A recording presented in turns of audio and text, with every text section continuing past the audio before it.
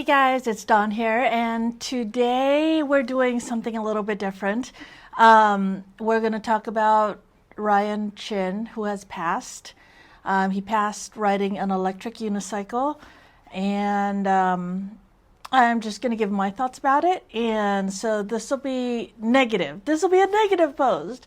So I'm just really sad. He was a friend of mine, and I don't know, he always liked calling me mom.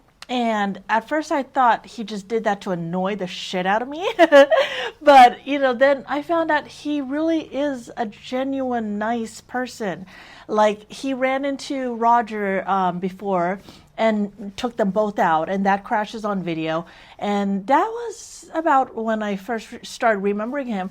I remember me being protective over Roger because I know Roger, I didn't know Ryan. Ryan was new to the group or something.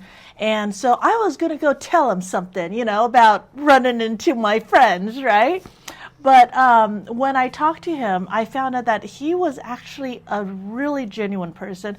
He was so sorry. And I mean, he had major injury. Like, he broke his foot. I don't know if he ever told anybody about that, but he told me not to tell anybody. But in that crash, he broke bones, and he didn't even say anything. Like, he was really, he was just a really good guy, and he took care of everybody in that crash. So everyone who was out in that crash, he took care of them and stuff. And even the parked cars that they ran into, like, he left notes and stuff, and he took care of it all and all that. And he's just a really good guy. And it's just so frustrating, and it makes me so mad because he is so young. He was only 27 years old, way younger than me, right?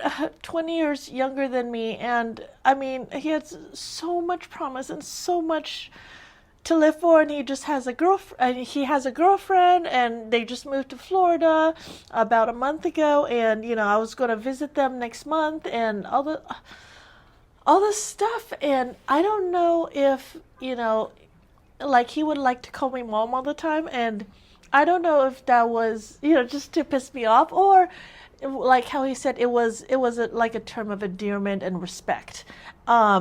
And that made me calm down more, because that is a title that I take very seriously.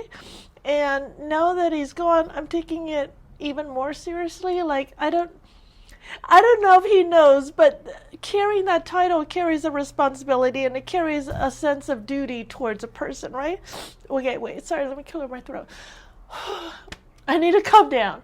Okay, so, like, I don't know, that titles mean things, and I have a protectiveness over him, like a mom to a son. And he was so young. And what's funny is I have survivor's guilt, and I don't even know if that's a thing, because we are two totally different events, right? My near-death experience and then his death, right? So it's two totally different things, not related at all. He, passed in China. I'm nowhere near that, and I'm nowhere near the whole thing, right? But I feel this survivor's guilt. Like, why did I survive and he didn't? Because he's so young, and he deserves it more than I do. And I don't know. I just feel so bad, and I keep wanting to fix it. Like, I would, like, I'm trying so hard to will that it's not true, and it's not working. And I don't think anything will work. I think death is final, right? And there's no like giving up. Like, I'll give up my spot for him, or there's no trades in death. Death is just final, and it makes me so frustrated, and it makes me angry. And I'm sorry, but I'm gonna be a little bit less positive today.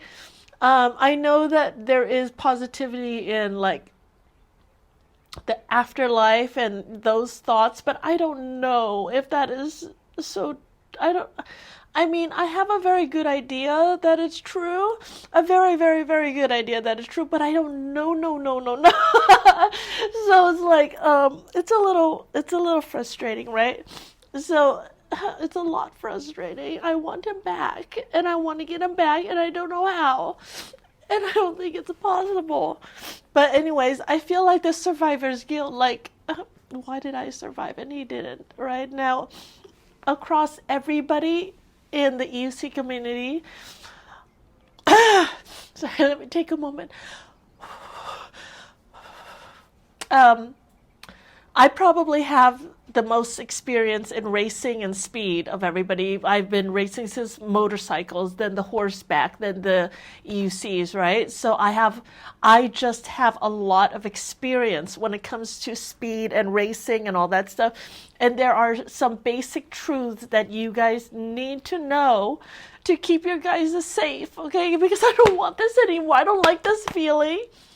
And I don't like to have to deal with it. And I found out, I think, I don't know how to grieve, okay? Because I've never had anyone really close to me pass before.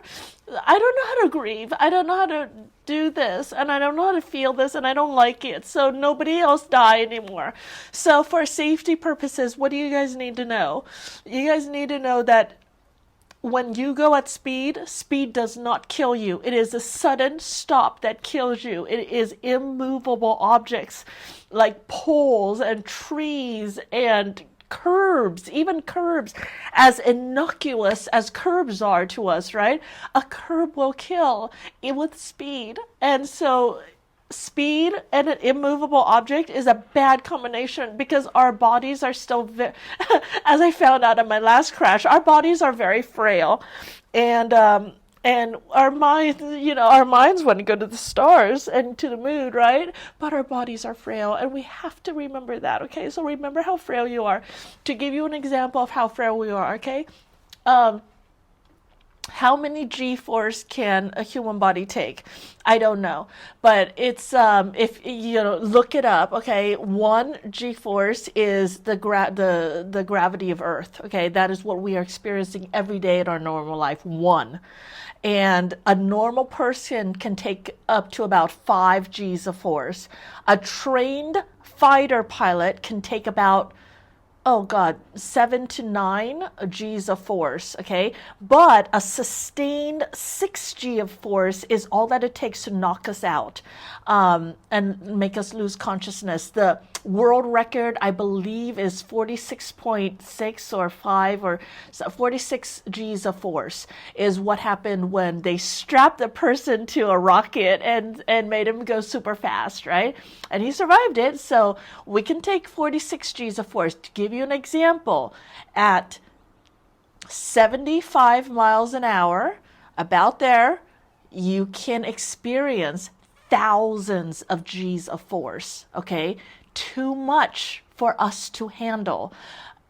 You say, wear the proper gear. Yes, absolutely. Wear your safety gear, you guys. But safety gear is not the end all.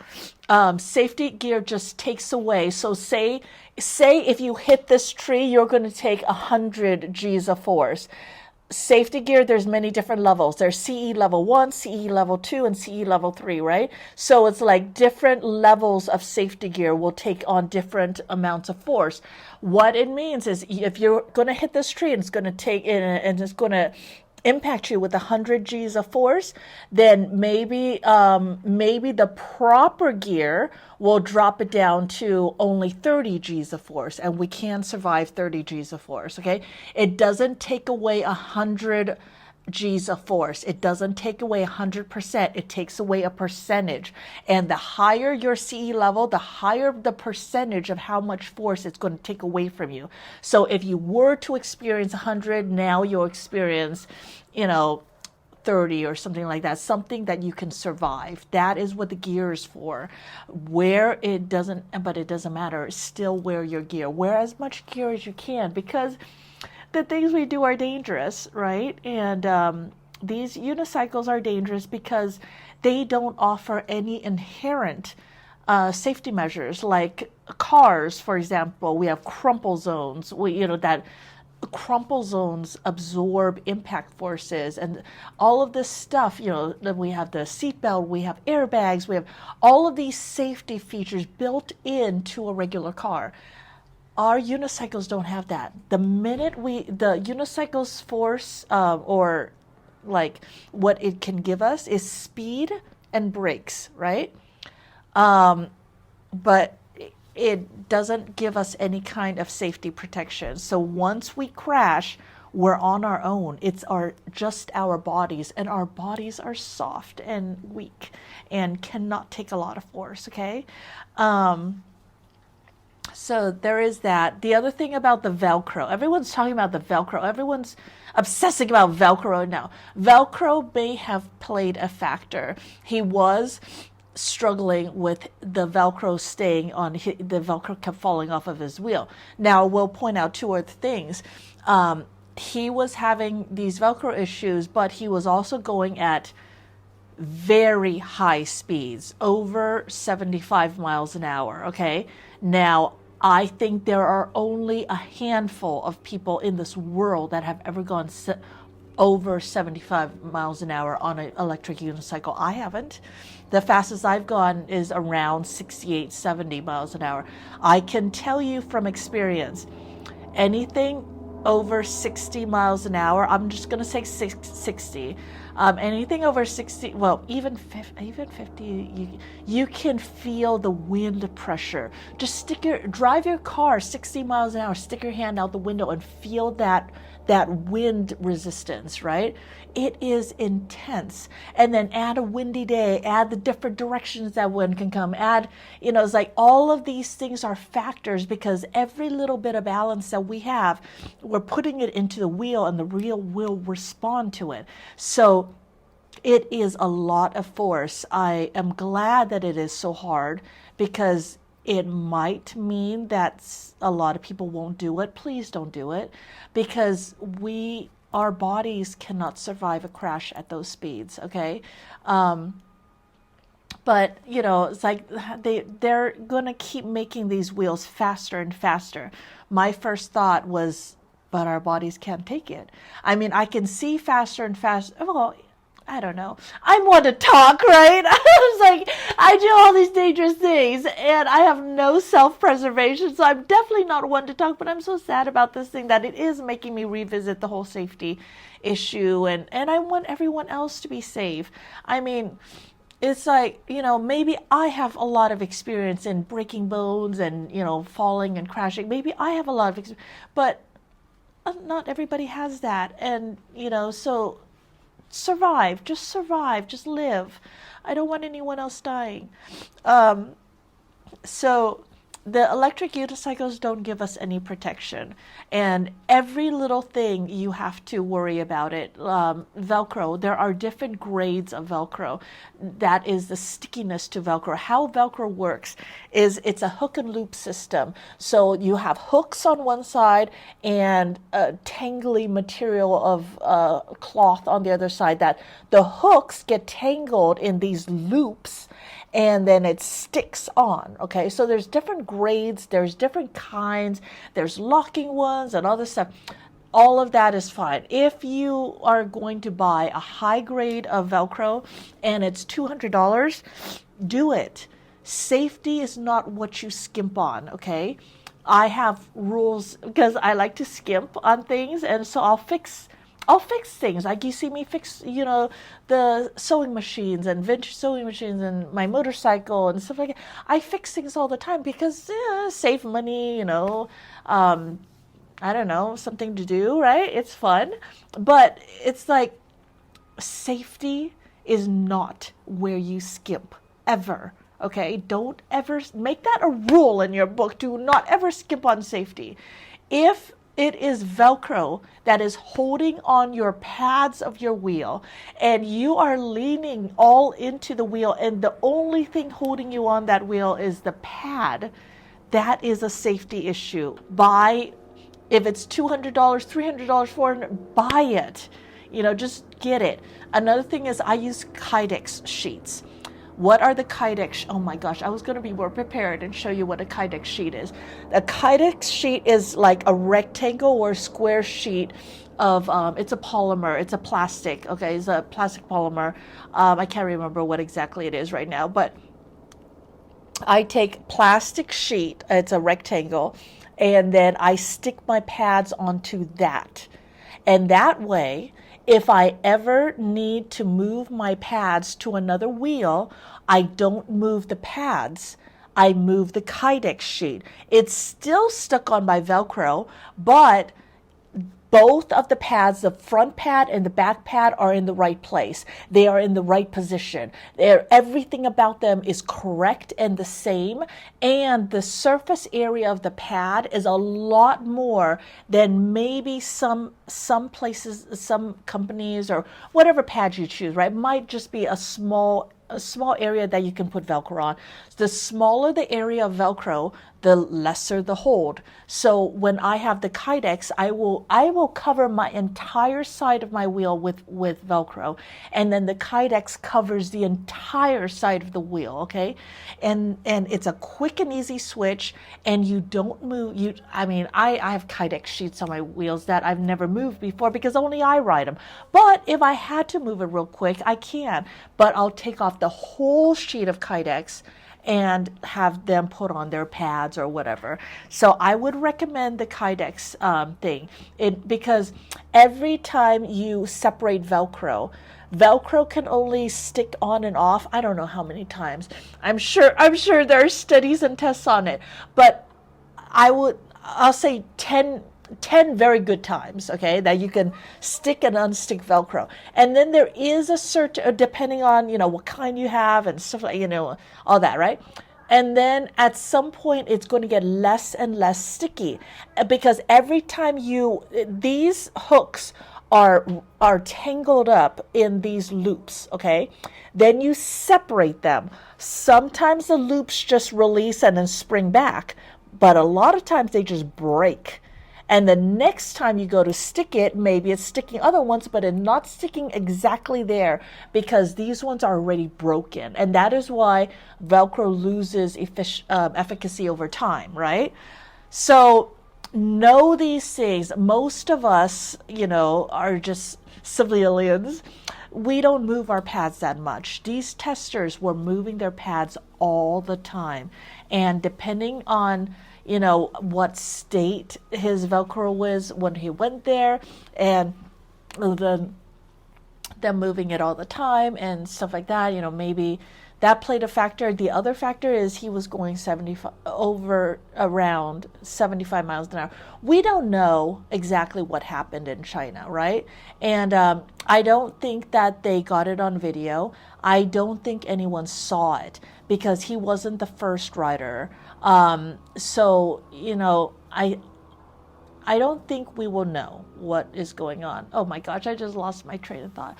But, okay, I just totally lost my train of thought. But anyways, I just want everyone to be safe and just know that, Velcro does break down and stuff like that. And, it gets less and less with time. And maybe that was a factor or maybe not, but just something to be aware of. Anything safety related, do not skimp on. You understand how gear works. You understand impact forces, okay? And the other thing is, I don't know, he hit that tree, and it depends. There's too many factors to calculate. But that is why we always raced on the track, because at the track, you race, and if you fall, you will slide. If you fall at speeds at around 100 miles an hour, you will slide forever. I have videos showing how far I've slid. I slid forever. The amount of impact forces to be able to wear out, even with the resistance of the ground and the dirt and the rocks and all this, I still slid forever, okay? And so you will slide. And if you slide on the street, there's too many immovable objects to hit. A tree, a pole, a curb, a car. It's all of these obstacles, all of these factors that you cannot count for. That's why we do things at the track, so that it's a little bit safer. A lot of these factors are taken away so that we can more safely slide for huge distances. Usually these tracks are located, somewhere like in the middle of a desert. So we have the whole desert to go and slide and, be okay when we crash, right? Things like that. I don't know. I'm just so frustrated. So anyways, I don't know what else to talk about. If I have any other safety advices, I definitely will offer it. this is all I can think of right now. My brain's not working too well. Ryan just passed a few days ago, like a couple of days ago, or maybe 3. I don't know what the time change, well, the time difference between China and here, and all that. And Bagoda's working, to get his body back for services and stuff like that.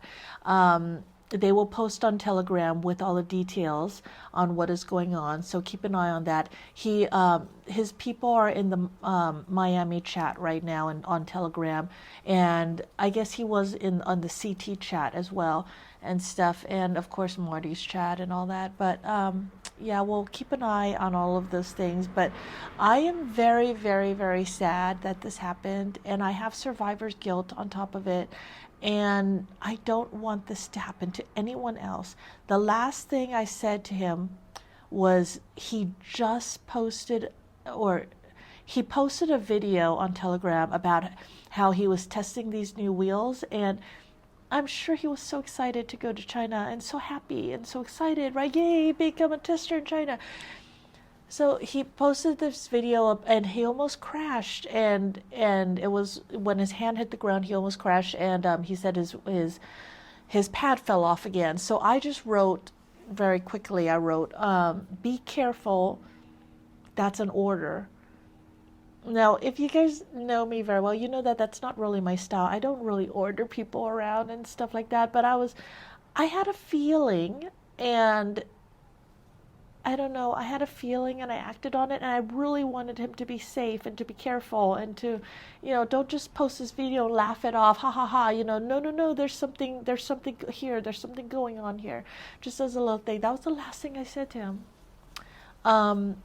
So don't make this be the last thing I say to you guys. You guys be safe, you guys be careful and know your limits.